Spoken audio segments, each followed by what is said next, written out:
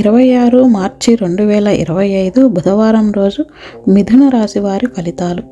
మిథున రాశి వారికి ఈరోజు ధైర్యం, ఆత్మవిశ్వాసం పెరుగుతుంది. ఉద్యోగులు ఈరోజు తమ సహోద్యోగులతో కలిసి విహారయాత్రకు వెళ్ళే అవకాశాన్ని పొందుతారు. ఈరోజు మీ పురోగతితో మీ కుటుంబ సభ్యులను ఆశ్చర్యపరచొచ్చు.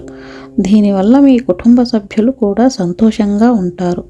మీకోసం పార్టీని కూడా నిర్వహించవచ్చు.